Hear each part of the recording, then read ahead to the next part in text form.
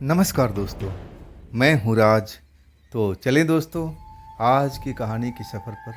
दोस्तों ये राजस्थान यात्रा की ये भी कहानी है। जब मैं एक दूसरे ढाबे पर कहानियों के चक्कर में गया तब वहाँ पर मेरी मुलाकात होती है एक अधेड़ उम्र के ड्राइवर से जिनका नाम है सूरज। वो ये कहानी मुझे बताए थे। तो क्या थी कहानी सूरज जी की? चलिए, ये जो कहानी हमें बताए थे उनका नाम था सूरज, लेकिन उनकी खुद की कहानी नहीं थी। ये कहानी थी उनकी मेरे भाई के, जिनका नाम था कमल। ये वाक़या भी बहुत पुराना था, 1995 की आसपास की बात थी, राजस्थान में घटी हुई घटना।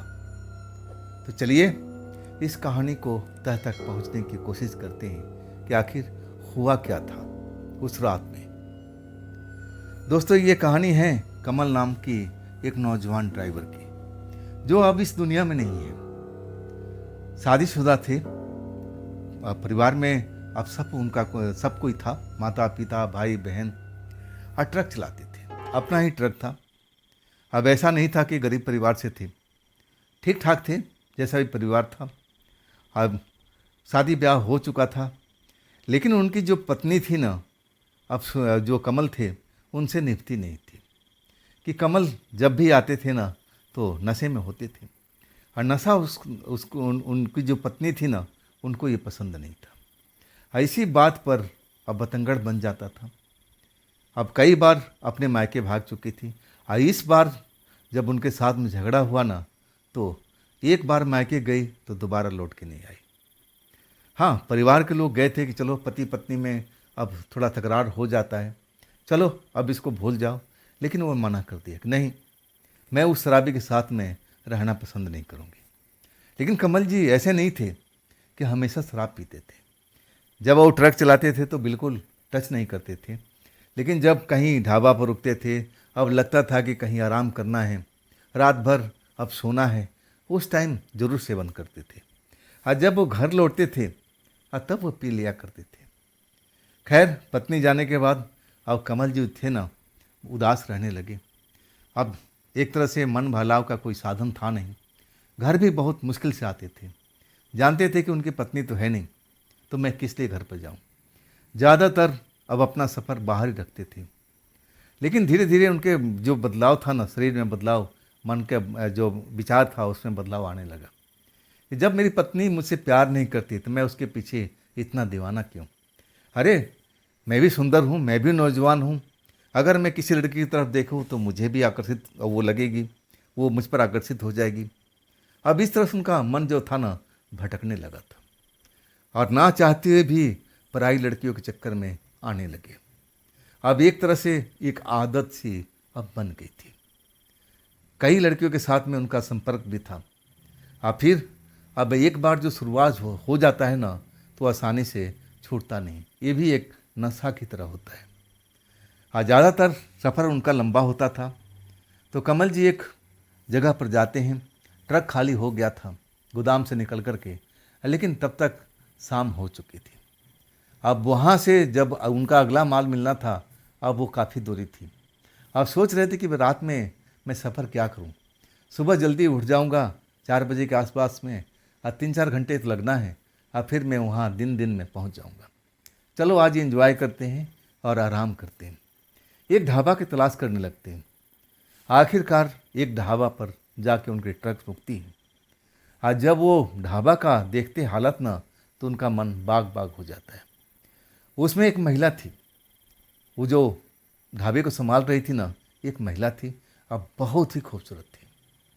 जब वहाँ जाते हैं तो महिला उनका स्वागत करती है मुस्कुराती हुई। अब एक नज़र में देख करके, अभी तो खिलाड़ी बन चुके थे अब ऐसे कामों के लिए, कमल जी एक नज़र में देख लेते हैं कि अरे, ये तो मेरी लाइन के ही है। मन बड़ा खुश हो जाता है। इशारों में उस महिला से आदान प्रदान होता है। महिला भी मुस्कुरा करके अब उनका हर इशारे के जवाब दे रही है। मतलब मामला पट गया था। लेकिन ढाबे पर उस टाइम भीड़ भाड़ थी। अब इतना नज़दीकी मामला तो नहीं हो गया कि वो लड़की या औरत उनकी बाहों में आ जाए, ऐसा भी नहीं था। अब वो खाना पीना खाते हैं, मन ही मन बड़ा खुश हो जाते हैं और कहते हैं कि चलो आज रात तो मामला यहाँ जमेगा ही। इशारों इशारों में सब कुछ अब एक तरह से प्लान हो चुका था। अब इसके बाद मन खुश होने के बाद में अपनी बोतल निकालते हैं, खाना उस महिला से मंगाते हैं और फिर भोजन करते हैं और अच्छी खासी ड्रिंक करके अब रात का इंतज़ार करने लगते हैं कि चलो अब ये ढाबा जब तक अब लोगों से भरा रहेगा तब तो हमारी दाल गल नहीं पाएगी। जब ढाबा शांत हो जाएगा, जब आवागमन धीरे धीरे कम हो जाएगा रोड पर, तब मेरी दाल गलेगी, तब तक मैं आराम कर लेता हूँ। अब ये सोच करके अपने ट्रक में आते हैं और ट्रक में अपना पसर करके, और नशा भी सवार हो चुका था और ऊपर से न दूसरा नशा भी उनके दिमाग पर चढ़ के बोल रहा था, उस औरत का नशा। अब इसके बाद में वो उसी की दुनिया में खो जाते हैं। उनको लगता है कि बस वो औरत मेरी बाहों में आ चुकी है, और थी भी इतनी खूबसूरत कि कोई भी एक नज़र देखे तो देखता ही रह जाए। और कमल जी तो इस चीज़ के खिलाड़ी हो गए थे, आराम से अपना ट्रक में सो जाते हैं। और इसके बाद जब उनकी नींद खुलती है ना, तो बाहर का मौसम बिगड़ा हुआ था, बारिश हो रही थी, तेज़ तेज़ हवा चल रही थी और उनको ट्रक पर कोई दस्तक दे रहा था, दरवाजे को पीट रहा था ज़ोर ज़ोर से। और तब हड़बड़ा करके कमल जी उठते हैं और बाहर का मौसम देखते हैं कि अरे तो बारिश हो रही है, हवा भी चल रही है और ढाबा में अंधेरा क्यों हो गया है, ढाबा बिल्कुल खाली सा क्यों लग रहा है, ढाबा में कोई ग्राहक नहीं है, ना कोई दिखाई दे रहा है। और तभी दरवाजे पर फिर दस्तक आता है और तब वो खिड़की खुलते हैं तो एक नज़र में देख लेते हैं कि अरे ये तो वही ढाबा वाली है। मन बड़ा खुश हो जाता है, दरवाज़ा खोलते हैं और वो जो औरत थी, महिला थी, अब निडर होकर ट्रक पर सवार हो जाती है। दोनों लोग एक दूसरे को देखते हैं और तब अब एक तरह से दिल खुश हो जाता है कमल जी का। और कहते हैं कि मैं ऐसे मौके की तलाश में तो था कि कब ढाबा बंद हो, कब ढाबा पर लोग आना बंद कर दें, रोड बिल्कुल शांत हो जाए, और तब मैं इसके साथ में प्रेम कर सकता हूँ। इशारे इशारे में सब कुछ हो चुका था। अब अपने नज़दीक इतना पा करके मन ही मन बड़ा खुश हो जाते हैं और कहते हैं कि ये तो हमारे लिए अच्छा हुआ कि मौसम बिगड़ गया। और तब उस महिला से कहते हैं आपने ढाबा बंद कर दिया। औरत कहती है कि हाँ क्या करें, मौसम बिगड़ गया था ना, इसलिए ढाबा बंद करना पड़ा। अब सोच क्या रहे हो, चलो कहीं पर चलते हैं। औरत जो कहती है हंस करके, अब एक तरह से कमल जी और खुश हो जाते हैं और कहते हैं कहाँ चलें, ये भी जगह तो अच्छा ही है और ये मेरा ट्रक भी अच्छा है। और तब वो औरत कहती कि नहीं नहीं, मेरा एक जगह है, वहाँ पर हम पूरी रात गुजारेंगे। अब इस ट्रक में हम क्या आनंद ले पाएंगे, चलो हमारे इस ठिकाने पर चलो। कमल जी बड़ा खुश हो जाते हैं। अब फिर एक नज़र देखते हैं ढाबा पर, ढाबा तो बंद दिखाई दे रहा है, बिल्कुल अंधेरा हुआ पड़ा है, ना वहाँ पर कोई कारीगर ना कोई और दिखाई दे रहा है। अब ढाबा का मालकिन तो हमारे पास में बैठी हुई है। अब इसके बाद मन ही मन बड़ा खुश हो करके और कमल जी अब उस औरत के बते हुए मैंने जो पता बताती है उस पता पर चल देते हैं, चलने लगते हैं। लेकिन बार बार में पूछने लगते हैं कितना दूर जाना है, कितना दूर जाना है। और तब औरत हंस के कहती है कि चलो ना, रात तो अपनी है ना, हाँ आनंद करेंगे ना, तुम घबरा क्यों रहे हो, डर क्यों रहे हो। कमल जी कह रहे हैं कि मैं ना तो घबरा रहा हूँ ना मैं डर रहा हूँ, लेकिन हम उस जगह से काफ़ी दूर पर आ गए। ये आपका घर है कहाँ पर, ये ठिकाना कहाँ है जहाँ हमें रात गुजारनी है। तब कहती है कि बस कुछ ही देर पर आगे है, चलो अब इसके बाद कमल जी उसके बताए हुए रास्ते पर आते हैं। अब मेन रोड से हट करके एक ब्रांच रोड पर अब वो ट्रक को मुड़वा देती है कि इस रोड पर चलो, थोड़ा ही दूरी पर ये घर आएगा और वही मेरा घर है। कमल जी बड़ा खुश हो गए थे, मन ही मन बड़ा प्रसन्न कि चलो आज तो पूरी रात मौज मस्ती होगा। जो मैं सोच रहा था कि ये लड़की, ये औरत मेरे काबू में आएगी कि नहीं आएगी, और देखो कुदरत ने तो मुझे अब मेरी झोली में डाल दिया। ना ये तगड़ी बरसात होती, ना ये ढाबा बंद होता, और ना ये औरत मेरे गोद में आके बैठती। मन ही मन बड़ा खुश हो गए थे। फिर वैसे ही घर दिखाई देता है। तब औरत कहती कि बस रुक जाओ, हम अपने ठिकाने पर आ गए हैं। ट्रक रोक देते हैं। अब इसके बाद दोनों लोग उस घर में जाते हैं, चाबी उस उसी के पास में होता, औरत के पास में। दरवाज़ा खोलती है, अंदर अंधेरा होता है तो रोशनी का ऑन कर देती है स्विच। पूरा घर अब एक तरह से रोशनी में चमक जाता है। देखने में 3 कमरे थे उसमें, और तीनों कमरे बहुत बड़े बड़े थे। एक कमरा तो जिसमें ताला बंद था, और 2 कमरा खुला हुआ था। औरत कहती है कि आप किसी कमरे में जाके बैठो, हाँ तब तक मैं कुछ तैयारी करके आ रही हूँ। उनको लगा कि ये औरत भी अब मदिरा पान करती होगी, कुछ खाने पीने के ला रही होगी, क्योंकि अब तो हम तो रात भर एंजॉय करने वाले थे ना।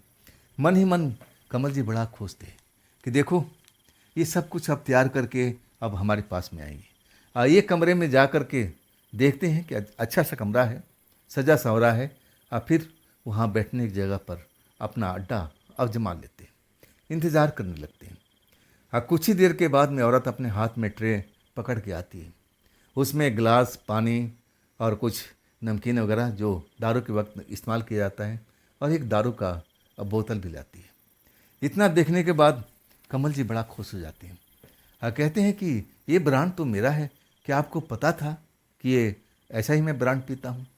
तब औरत कहने लगी कि हाँ, मैं जान गई थी, मैं पहचान गई थी कि आप यही दारू पीते होंगे, इसी ब्रांड का, इसलिए मेरे पास में था तो मैं लेके आ गई। अब चलो, अब देरी नहीं करते हैं, एंजॉय करते हैं। इसके बाद वो आधा घंटा दारू पीने में, और उस टाइम उस ख़राब होता है, और नशा जो है ना अब चढ़कर बोलने लगता है। अब इसके बाद औरत भी नशे में झूमने लगती है। सब जो पर्दे में होता है सब बेपर्दा होने लगता है। वहाँ पर माहौल बड़ा अलग किस्म का हो जाता है। अब वो लोग उस माहौल में अपने आप को अब एक तरह से एक्सेप्ट कर लेते हैं, और जो कमल जी हैं बड़ा वैसे ही तो चाहते थे जैसा अब उनके साथ में हो रहा था। तो अब सब कुछ मान मर्यादा सब कुछ भूल करके और उस औरत के चंगुल में अब फंस चुके थे। अब उस वहाँ से अब निकलना बड़ा मुश्किल अब लग रहा था कमल जी को, कि अब तो सारी रात इसी जगह पर हमें एंजॉय करना है और मौज मस्ती करनी है। अब कुछ देर तक नशा पानी करने के बाद अब मेन मकसद पर अब वो आ जाते हैं। पलंग खाली पड़ी है, पलंग पर दोनों जाने जा कर के अपना अब सोने की कोशिश करते हैं। लेकिन कुछ देर के बाद में कुछ उनके सर में भारीपन सा लगने लगता है कमल जी को। ऐसा लगता है कि उनको अब सर में दर्द हो रहा है, सर चकरा रहा है। और तब उस औरत से कहते हैं कि मेरा सर भारी भारी से लग रहा है, ना जाने क्यों मुझे अच्छा नहीं लग रहा है, मुझे कुछ ठीक नहीं लग रहा है। और तब औरत कहती है कि हाँ, ये दारू का असर है, ये काफ़ी पुराना हो चुका था ना, ये आज का नहीं है, इसी का असर है, धीरे धीरे ये सब सही हो जाएगा। औरत उनको समझाती है, बुझाती है, और इसके बाद कमल जी को कुछ होश नहीं रहता। जब उनकी आँख खुलती है ना तो सुबह हो चुकी है। अपने आप को जब एक ऐसी जगह पर पाते हैं ना कि कल्पना नहीं कर सकते हैं कि मैं तो एक अच्छे खासे घर में था, एक सुंदर महिला के साथ में था जो ढाबा चलाती थी, और मैं इस खंडहर में पड़ा हुआ हूँ, वो भी नंग धड़ंग की हालत में। मेरा सर इतना भारी क्यों है, फटा क्यों जा रहा है, और शरीर में मेरा क्यों जान क्यों नहीं है। अपने आप को संभालते हुए उस खंडहर में देखते हैं कि यहाँ तो कोई घर है नहीं, मैं तो अच्छे खासे घर में था, और वो औरत कहाँ गई, सुबह हो चुकी है। तब भी अपने आप को उस कुछ आप समझ नहीं पाते हैं। अभी भी जैसे लग रहा है कि सुरूर अब उन पर चढ़ा हुआ है। अपने कपड़े लत्ते पहनते हैं, उनको लगता है कि मैं गलती से उस घर से निकल कर के इस खंडहर में मैं पहुंच तो नहीं गया, शायद मैं नशे में था, मैं उस घर से निकल कर के अपने ट्रक के पास जा रहा होगा, अब मैं यही पर उलझ के गिर गया होगा। अपने मन में तरह तरह का ख्याल लगाने लगी, नहीं ये औरत मेरे साथ में ऐसा कर नहीं सकती, वो तो ढाबे वाली है, अब ढाबे वाली मेरे साथ में ऐसा अब खेल क्यों खेलेगी। समझ नहीं पाते।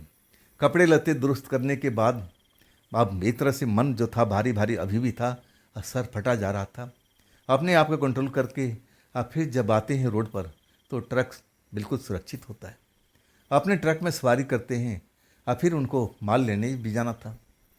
अब इसके बाद उस जगह पर पहुंचते हैं, और तब तक दिन का उजाला भरपूर हो चुका था। सर अभी भी दर्द से फटा जा रहा है, अपने आप को बड़ा मुश्किल से रोक करके रखे हुए थे। और जब उस शहर में पहुंच जाते हैं तो डॉक्टर के पास जाना ही पड़ता है। डॉक्टर उनको दवा देता है, कहता है कि 3 खुराक दवाई है और खाओ, आपको आराम मिल जाएगा, घबराने की जरूरत नहीं है। ऐसा सफ़र में कभी कभी हो जाता है। और ऊपर से आपने बहुत सारा ड्रिंक किया हुआ जो आप बता रहे हो, ये ऐसा हो जाता है कई बार। घबराने की ज़रूरत नहीं है। और उस टाइम दवा खाए तो बाकी में उनको कुछ देर के बाद में आराम होने लगा। अब उस औरत के पास जाना चाहते थे, उससे मिलना चाहते थे, पूछना चाहते थे कि तुमने मेरे साथ में ऐसा क्यों किया, या मैं गलती से उस खंडहर में चला गया था। ये सवाल का जवाब ढूंढना चाहते थे। लेकिन उनको जो माल था ना, अब दूसरी जगह का मिला हुआ था। उस रास्ते पर उनको जाना नहीं हुआ। माल लोड करने के बाद अब दूसरी मंजिल की तरफ बढ़ पड़ते हैं। इस चक्कर में उनको 3 दिन 3 रात अब अलग दिशा में रुकना पड़ता है। उस एरिया में आ नहीं पाते। 3 दिन के बाद में अब फिर उनके शहर के आसपास का माल मिलता है और तब अपना ट्रक लौट के आते हैं। उसी रास्ते में वो ढाबा भी था जहाँ पर उन्होंने आराम किया था। उस औरत से मुलाकात हुई थी बरसात वाली रात को। उससे पूछना चाहते थे कि मैं खंडहर में पहुँचा कैसे, अब मेरे साथ में ऐसा क्या हुआ था उस रात को। ये सब सवालों का जवाब अब लेना चाहते थे। लेकिन जब उस एरिया में पहुँचते हैं ना, फिर वही सिर दर्द उनको फिर से दोबारा से आ जाता है। सर भारी भारी, सर जैसे लग रहा है कोई हथौड़ा चला रहा हो। दवा खाते हैं, आप फिर थोड़ा आराम होता है और शाम के टाइम में उसी जगह पर उसी ढाबे पर पहुंचते हैं। तो वहाँ देखते हैं और भी ट्रक खड़े हैं भाई। और वो औरत बिल्कुल मुस्कुराती हुई अपने जो भी ग्राहक है, जो ढाबा पर नाश्ता करने आए, चाय पीने आए, और सबका स्वागत एक जैसे कर रही थी जैसे कमल के साथ में वैसे ही हुआ था। उनके साथ मुस्कुरा रही थी। अब कोई दूर से देखे तो ऐसा लगता था कि वो प्रेम का अब संबंध बढ़ाने की कोशिश कर रही है। एक नज़र में कोई देखे ना तो ऐसा ही लगता था कि औरत तो सबके साथ में वैसा ही व्यवहार कर रही है। ये बात कमल थोड़ा अब देखे तो उनको लगा कि ये मामला क्या है, ये हर एक ड्राइवर के साथ में ऐसा ही व्यवहार कर रही है, ये चक्कर क्या है। आखिरकार हिम्मत जुटा करके और उसके पास पहुंचते हैं। वो औरत देख के मुस्कुराती है और कहती हैं, हाँ ड्राइवर साहब, क्या चाहिए आपको, क्या खाना पसंद करेंगे। लेकिन कमल कुछ ऑर्डर नहीं करते हैं, एकदम लगातार उस औरत की तरफ घूरते रहते हैं। तब औरत बुरा नहीं मानती है, उनकी तरफ देख के कहती कि ड्राइवर साहब, आप लगता है कि सफ़र में थके हुए हैं, आप थोड़ा देर आराम कर लीजिए और फिर अपने आप खाने का मूड आ जाएगा। मुस्कुरा करके उनको सुझाव देती है, लेकिन उस सुझाव को ठुकरा देते हैं। तब कहते हैं कि मैडम जी एक बात पूछूं आपसे। वो मुस्कुराते हुए बिल्कुल बुरा नहीं मानती। हाँ हाँ पूछिए ड्राइवर साहब, पूछिए। तब कहते हैं कि मैडम जी, उस बरसात वाली रात को आपको ध्यान है। अपने सर पर हाथ फेरते हुए कहने लगी, कौन सी बरसात की रात, मुझे तो याद नहीं है, कौन सी बरसात की रात की बात कर रहे हो। अब एक तरह से कमल जी बड़ा अब नाराज मन ही मन हो रहे थे, ये इतना जल्दी भूल कैसे गई, अभी तो 3 ही रात बीता है। तब कहने लगे, मैडम जी क्या आपको मैं ध्यान में हूँ, आप मुझे पहचानती हैं। तब औरत कहती कि हाँ हाँ मुझे अच्छी तरह से याद है, आप आए थे 3 रात पहले, मैंने आपको खाना परोसा था। अब इसके बाद आप ट्रक में चले गए थे सोने के लिए। आप कुछ मेरे साथ में हंसी मजाक भी किए थे, इशारा भी किए थे। मैं तो किसी को बुरा नहीं मानती ना, मेरे साथ तो सब हंसी मजाक करते हैं और मैं किसको बुरा मानूंगी। अब सब ड्राइवरों को एक साथ एक नज़र से देखती हूँ, सब लोग मजाक करते हैं, मैं उस मजाक का जवाब मजाक में देती हूँ। तो क्या हुआ था, अब मुझे ज़रा खुल के बताइए, तब मैं आपको बात का जवाब देती हूँ। कमल जी, जब वो औरत अब उनसे बताती है कि मैं हर ड्राइवर के साथ हंसी मजाक, जैसा कोई इशारा करता है तो मैं उसके साथ वैसा इशारा कर देती हूँ। तो अब खुल के बताना पड़ा कमल जी को कि देखिए, मैं तो ट्रक के अंदर में सोया हुआ था, मुझे होश नहीं था, बारिश होने लगी और जब आप आकर के मेरा ट्रक का दरवाज़ा पीटने लगी तब मेरी आँख खुली। देखा तो बाहर का मौसम ख़राब हुआ था, बारिश हो रही थी, तेज़ हवाएं चल रही थी। मैं आपको देख करके पहचान करके मन ही मन ना जाने कितने ख्वाब सजाए हुए था कि आप मुझे इशारा किया है कि आप मेरे साथ में आप कुछ करने वाली हैं, प्रेम संबंध स्टार्ट करने वाली हैं। मैं तो वही ख्वाब देख रहा था। आज जब मैं देखता हूँ आपको कि आप ट्रक के पास में खड़ी है, मैं दरवाज़ा खोल देता हूँ, आप बेधड़क ट्रक में आ जाती हैं।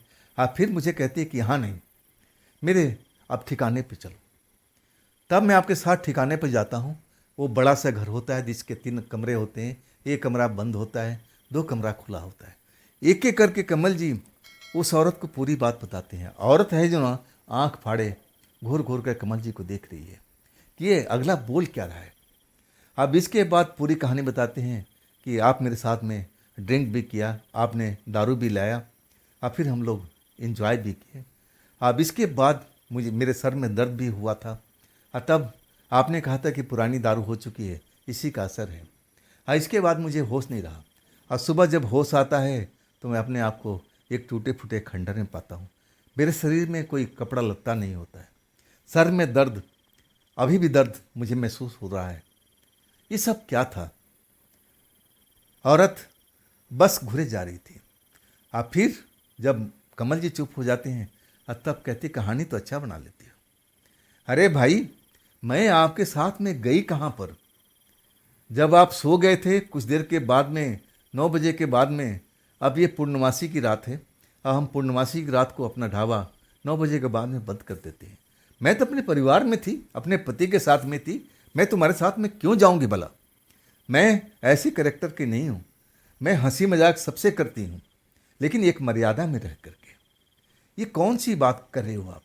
क्या मुझे इतना आप कीड़ा समझ लिए हो कि जैसे भी ड्राइवर मुझे बुलाएगा मैं उसके गोद में जाके बैठ जाऊंगी? ये आपने सोच कैसे लिया? कहानी इतने सुंदर आपने कैसे रच दिया? सही कहे ना, कमल जी तो घबरा गए थे। कहने लगे नहीं नहीं, मैं झूठ नहीं बोलता, मैं झूठ नहीं बोल सकता हूँ। मैं जो एक एक बात आपसे बताया है बिल्कुल सत्य है। औरत के माथे पर चिंता की रेखाएं दिखाई दे रही थी, अपने बार बार सर को सहला रही थी।